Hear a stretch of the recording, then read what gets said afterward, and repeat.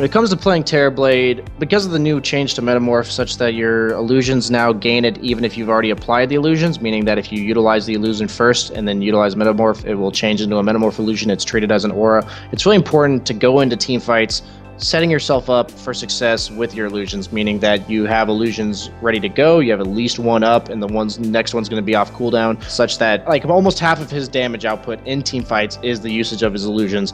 But at the same time, his illusions are incredibly squishy for most portions of the game. They take about 425% bonus damage compared to your hero, and he has low strength gain, and even though you tend to build tanky items, he's a hero that heavily relies on his illusions for damage output, and so it's important that they're positioned properly, whether it be against heroes with cleave, that they're not right next to you, or against heroes with high damage nukes, that you don't allow them to clear you and your illusions at the same time. But the biggest thing for Terrorblade, other than just simple illusion micro, is the fact that his Metamorph is one of the most important parts of his team fight. Even though all it does is give him about 80 damage in range, pretty much prevents all of his ability of being kited. Like a lot of people don't understand the difference between a melee hero and a ranged hero in team fights until you've played Terrorblade, because of the fact that if you're running around in melee form trying to hit people, you'll just notice you do a significantly less chunk of damage because you're spending time chasing after them relative to just hitting them. Terrorblade in ranged form makes him a lot harder to bring down, not because of the fact that he's any tankier, but the fact that he can attack from anywhere, he can remain relatively stationary. He's a hero that mans up pretty hard. He has really high armor, really high agility gain, which makes him really tanky to physical damage against most carries. He's almost always a good matchup. He almost always wins the mana battle, especially in the late stages of the game, because of the nature of Sunder. So like one of the biggest things that people I see on Terrorblade, for some reason, they'll spend a lot of their team fight running away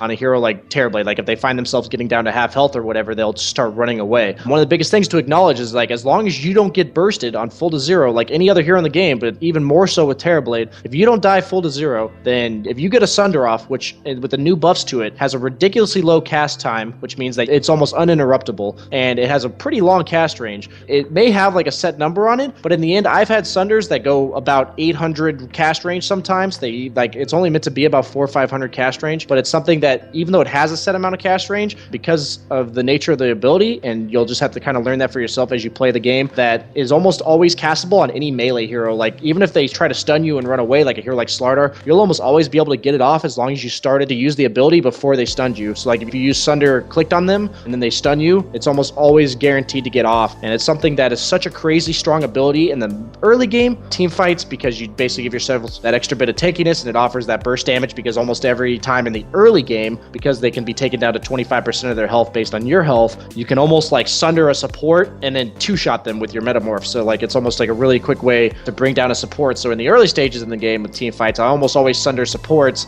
because it allows me to quickly burst them down, and they usually contain the damage to bring you down. Since he's so resistant to physical damage, most carry heroes do a lot of physical, while most supports or mid heroes do magic damage, and that's what he's really susceptible to in fights. So that's why it's really important to build the BKB in games that you need it. It's really important that you're able to get your Sunder off. It's basically a second life, and not only is it a second life, if you used effectively or to its full effectiveness, is removing a life from the enemy team because you're giving them low health while giving yourself your full health as well.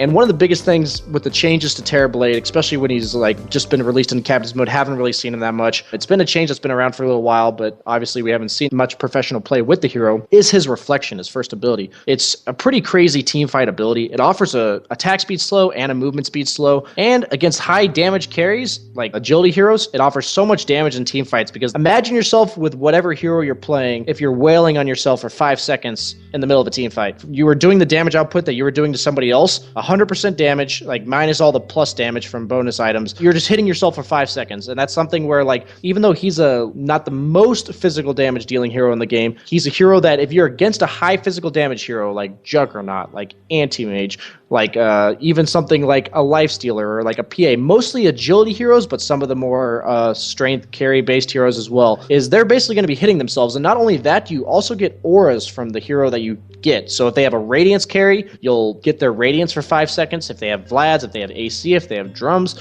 if they have Shivas, you'll get every single aura on every single illusion that you got from them for that 5 seconds, which can significantly boost your team's ability to survive in fights. It makes them get mischance from a Radiance, whatever have have you. It makes him a really strong teamfight hero against heroes that carry auras, as well as heroes that offer a lot of physical damage output, and even heroes that offer very little damage output because it also is an attack speed slow, as well as the movement speed slow, and it also is a massive AoE blink canceller, so it's something that if you're trying to make sure you don't get initiated on, you can make sure that, like a hero like Earthshaker, you can make sure he's hit by his illusion. He'll be stuck not being able to blink for a solid 5.5 seconds, plus the extra 3 seconds on the blink cooldown. Something that really makes it secure for yourself, that you're not getting initiated on and stunned in fights. It is important to acknowledge that while you have 900 radius on your reflection, that you do need to have vision of the target you're using it on. So if they're in the fog, it does not work on those targets in team fights. So it's really important to acknowledge that you want to be able to see people, which makes him usually a better fighter in the more open spaces of the map because of his mana potential, because he always wants to be able to sunder, and because of the fact that his Q is so low cooldown, but it also relies on vision. So he's not the best